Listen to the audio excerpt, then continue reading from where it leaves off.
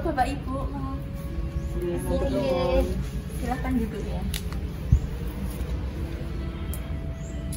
Sebelumnya, Assalamualaikum warahmatullahi wabarakatuh. Waalaikumsalam warahmatullahi wabarakatuh. Selamat pagi Bapak dan Ibu.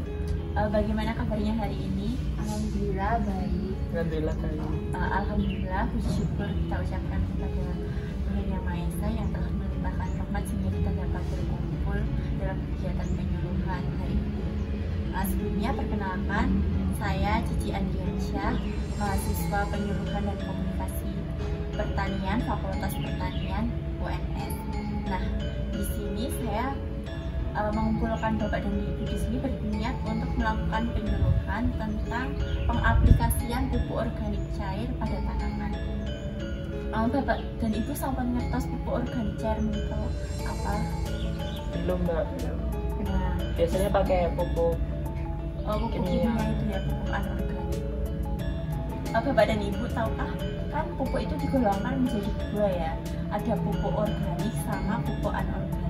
Kan Bapak Ibu biasanya menggunakan pupuk anorganik. Nah, pupuk anorganik ini berasal dari bahan kimia sintesis, biasanya itu berasal dari pembuatan pabrik kayak gitu ya. Nah, kalau pupuk organik itu berasal dari bahan-bahan alami kayak tumbuhan mati, kotoran hewan kayak gitu, jadi lebih ramah lingkungan. Nah, tapi kan tadi sebagian besar petani masih tergantung sama pupuk anorganik karena dalam satu kemasan pupuk organik mungkin bisa mengandung banyak unsur hara, terus juga lebih praktis, terus tanaman kayaknya lebih cepat tumbuh, perkembangannya lebih cepat. Nah, tapi pupuk anorganik itu punya dampak yang kurang bagus untuk lingkungan kalau digunakan secara terus-menerus dan tanpa dosis yang tepat. Salah satunya dampaknya adalah tanah menjadi keras, kayak tanah warnanya kering-kering gitu loh. Oh ya Bapak dan Ibu, maaf tadi saya lupa memberikan ini brosurnya, bisa dilihat di halaman berapa, kayaknya ada gambar ini ya, tanah yang mengering. Ini mengeras dan mengering karena tadi penggunaan pupuk anorganik yang berlebihan dan dosisnya tidak terbatas. Nah, selain tanah kering, tanah juga akan menjadi cepat asam, terus menurunkan tingkat keefektivitasnya dalam menyimpan air sehingga dapat juga menurunkan produktivitas tanaman. Nah, solusi dari permasalahan tersebut, maka kita dapat menggunakan pupuk organik. Pupuk organik sangat berperan penting dalam menjaga kesuburan tanah yang sudah dalam keadaan berlebihan dalam pemupukan pupuk anorganik. Nah, solusi dari permasalahan tersebut adalah menggunakan pupuk organik karena pupuk organik dapat meningkatkan kesuburan tanah walaupun tanah tersebut sudah berlebihan dalam pemupukan anorganik tadi. Nah, pupuk organik sangat bermanfaat bagi peningkatan produktivitas pertanian baik dari kualitas maupun dari kuantitas. Serta yang paling penting adalah pupuk organik tadi dapat mengurangi pencemaran lingkungan dan meningkatkan kualitas lahan secara berkelanjutan. Nah, penggunaan pupuk organik dalam jangka panjang dapat meningkatkan produktivitas lahan dan mencegah degradasi lahan. Pupuk organik Niko dibedakan ada dua, yaitu pupuk cair sama pupuk padat. Nah, pupuk organik cair merupakan salah satu jenis pupuk yang banyak beredar di pasaran. Nah, Bapak dan Ibu bisa membeli pupuk organik cair di toko saprotan kayak gitu. Contohnya kayak gini Bu, kayak gini juga ya. Ini pupuk organik cair. Terus pupuk organik cair itu apa? Pupuk organik cair itu adalah larutan hasil pembusukan dari bahan-bahan organik yang berasal dari sisa tanaman, terus kotoran hewan yang di dalamnya itu terdapat banyak unsur hara. Terus pada umumnya pupuk organik cair tidak merusak tanah walaupun kita gunakannya sesering mungkin, setiap hari digunakan tidak merusak tanah.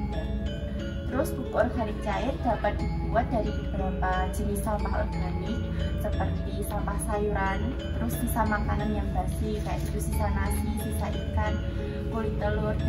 Jadi kita dapat membuatnya di rumah juga. Tapi kan Bapak dan Ibu mungkin gimana ya,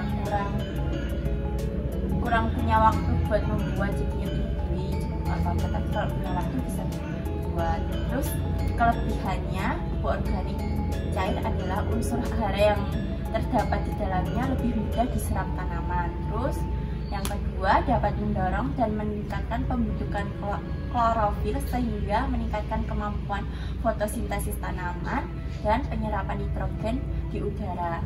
Selain itu, pupuk organik cair dapat meningkatkan vigor tanaman sehingga tanaman menjadi kokoh dan kuat. Pupuk organik cair juga memiliki daya tahan tanaman, terus dapat membuat tanaman itu tahan terhadap kekeringan. Terus selain itu, pupuk organik cair dapat merangsang pertumbuhan cabang, terus dapat mengurangi juga kayak daun yang gugur, buah-buahan gugur itu dapat dikurangi dengan pupuk organik cair. Kula angsal meksani pupuk organik iki mboten. Oh, betul Bu, angsal ini. Awas. Ini toh yang namanya pupuk organik Ya, cair. bisa dibeli di Saportan tadi ya. Bilang aja beli pupuk organik cair. Tapi kan ada berbagai merek, Bu tinggal pilih merek. Ini kayaknya bagus ya. Tapi beda. Beda merek. Tapi sama-sama pupuk organik cair ini harganya berapaan Mbak sih? Sekitar 12 sampai 15 ribu. Murah ya termasuknya ya. Tapi ini buat satu tanaman atau gimana? Ini kan sedikit nih. Oh, walaupun sedikit kan nanti itu bisa dilarutkan ke air penggunaannya.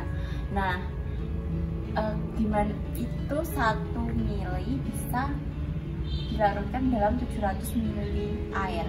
Perbandingannya. Nah, gimana kalau kita langsung praktek demonstrasi aja? Nah, bagus itu. Boleh banget. Yo. Oh iya Bapak dan Ibu, ini ya buat alat dan bahannya. Alatnya itu ada sprayer, terus ada ini lagi corong, terus bahannya ada ini pupuk organik cair, air, sama ini tanamannya kan. Nah Bapak dan Ibu, caranya yang pertama itu sebelum digunakan pupuk organik ini dikocok dulu, lalu dicampurkan dengan air bersih. Itu perbandingannya berbeda-beda untuk setiap tanaman. Kalau tanaman hias 1 mili itu dibanding dengan 1000 mili air. Terus kalau tanaman pangan 1 banding 700 mili. Terus tanaman perkebunan itu 1 banding 500 mili. Nah kita kan mau ini ya nyemprot ke tanaman tomat. Nah berarti perbandingannya 1 banding 700 mili. Kita tuang ini sekitar 1 mili. Dikit berarti ya, dikit banget Bu. Ini kita larutkan kan.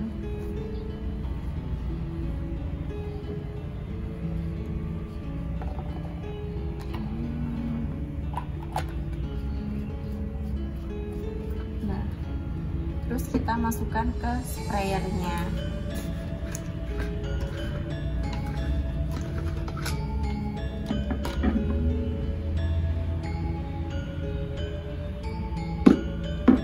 Kita tuang. Nah, makasih Bapak.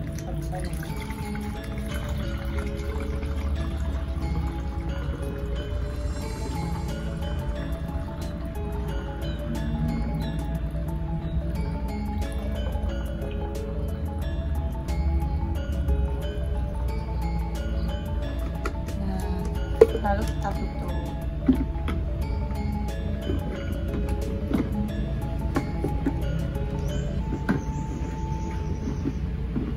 Nah, tinggal disemprotkan ke tanamannya. Suka sih, enggak ketok soalnya tanamannya. Ayo Bapak Ibu kita praktekkan, kita semprotkan ke tanaman tomatnya. Kan tanamannya di sebelah sana.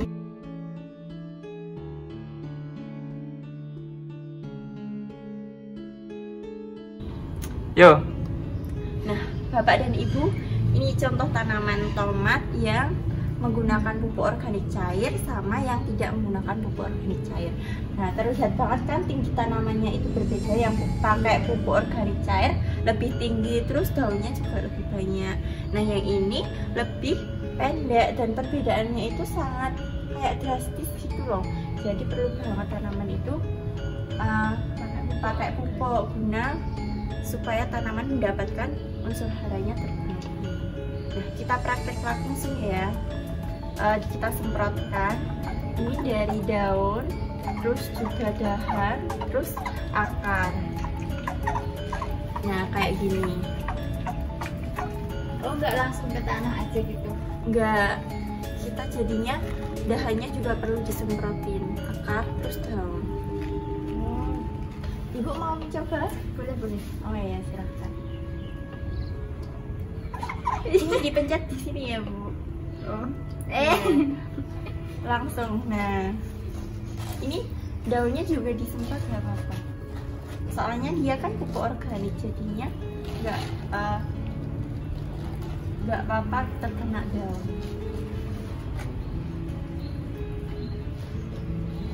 Bapak mau mencoba, Bapak? Boleh.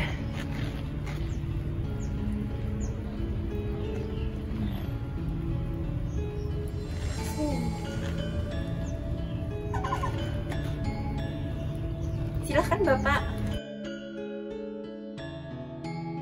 Ini Bapak silahkan disempatkan. Oh iya, saya coba ya Mbak. Oh iya. Tapi caranya gimana ya Mbak? Tarik dulu Bapak, terus langsung.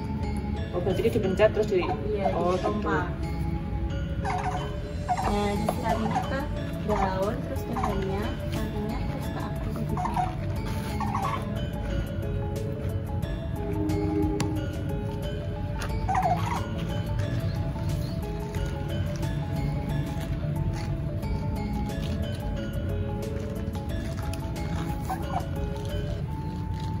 Wah, gampang dan asik ya ternyata pakai Iya. organik cair.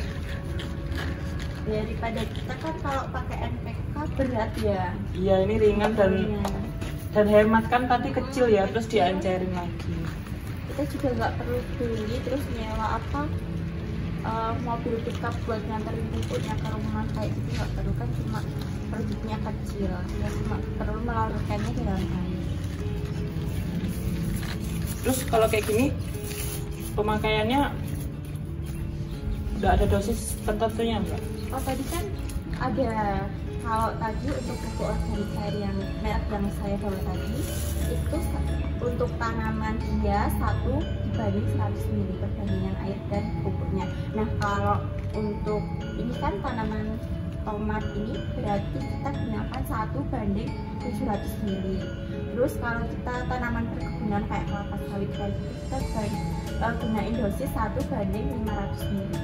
Terus itu digunainnya berapa hari sekali? Kita cukup gunainnya 1 minggu sekali, Pak. Nah, 1 minggu sekali, tapi kalau tanamannya terserang hama dan penyakit, kita bisa gunakannya 3 hari sekali dengan dosisnya lebih kuat lagi. Jadinya pupuknya lebih ditambah, airnya dikurangi. Oh gitu. Oke, kita balik lagi yuk, diskusi lagi yuk Bapak dan Ibu.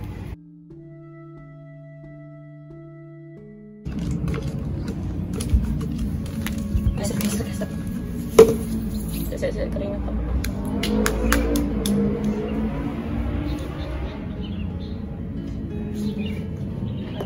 Ya, aku takon kapan waktu yang baik untuk pembukaan? Bisa baik lah, sejauh aku dengar. Ya, wes, aman.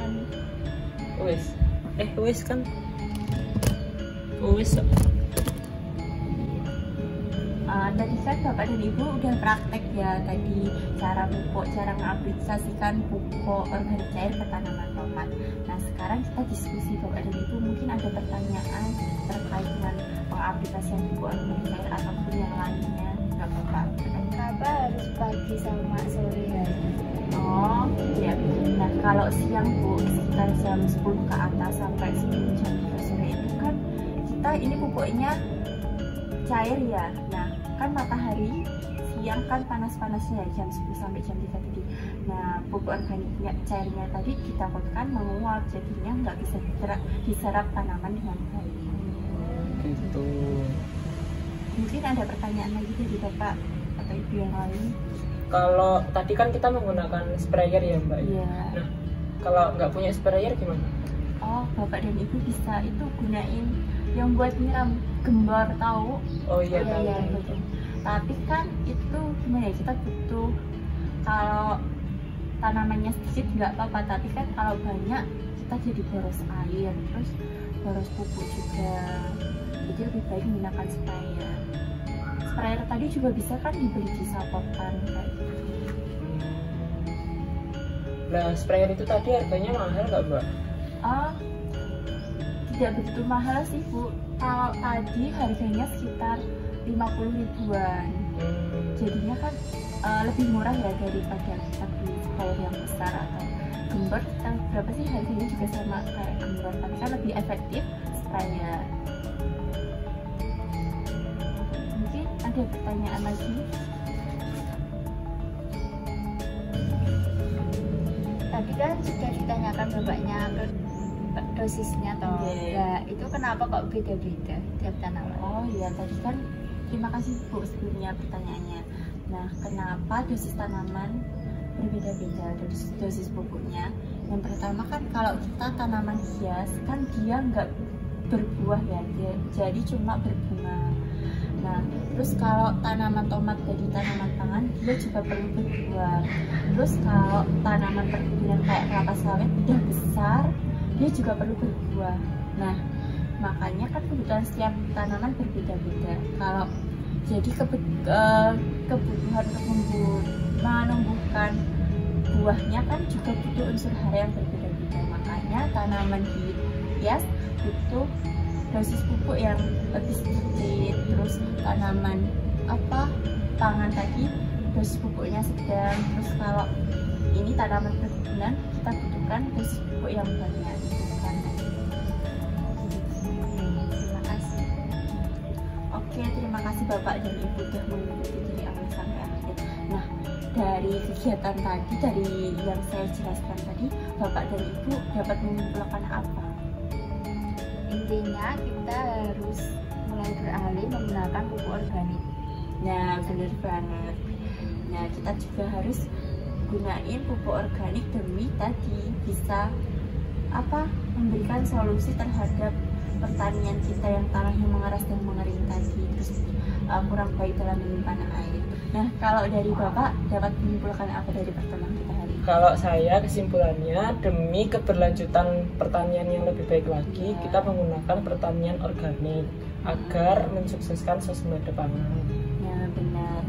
Nah, kita perlu gunain pupuk organik. Kenapa? Karena itu tadi supaya kita dapat menerapkan pertanian berkelanjutan, supaya anak dan cucu kita tetap bisa menikmati tanah kita yang subur ini, terus dapat nanam terus, dapat memetik hasil terus, dan taraf hidupnya juga naik. Jadi nonton nih Pak Bu, terus suwon buat pertemuannya hari ini. Oh iya, Bapak dan Ibu kita tadi kan belum ngambil foto bersama ya buat dokumentasi, nanti juga bisa diupload di status WA-nya.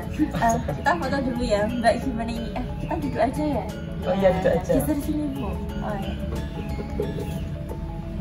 Kita hitung ya, kayak formal dulu. 1, 2, 3. Terima kasih ya Bapak dan Ibu. Kalau nyuwun pamit ya. Oke, terima kasih juga ya atas ilmunya hari ini. Terima kasih ya.